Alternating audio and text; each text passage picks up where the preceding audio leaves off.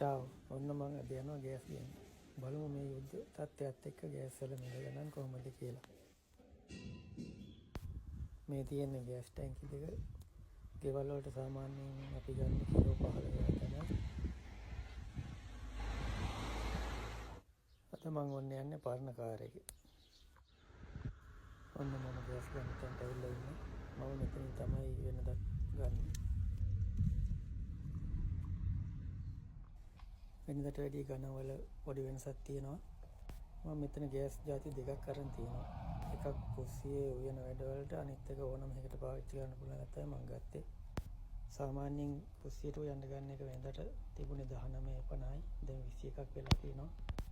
අනිත් එක 21ට තිබුණ එක දැන් 22ක් වෙලා තියෙනවා. මේ යෝජනයේ තත්ත්වයක් එක්ක.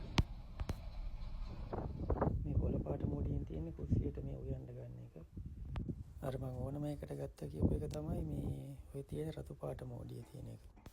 මේක පාවිච්චි කරන්න පුළුවන් ස්තූපයකට. මේ තියෙන ස්තූප එක.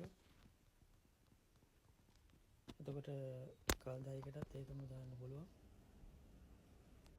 මේ තියෙන්නේ කල්දායි එක.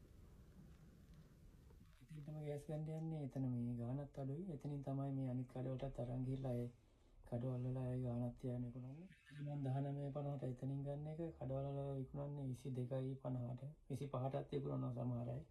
27.50ටත් විකුණනවා. දැන් ගණන් කොහොමද දන්නේ පිට කඩවල වල. ඒක තමයි එතනින් ගත්තාම මේ ටිකක් කාල පාවිච්චි කරන්නත් පුළුවන්. අනිත් කඩවල වල ඒවා ඉක්මනට ඉවර වෙනවා.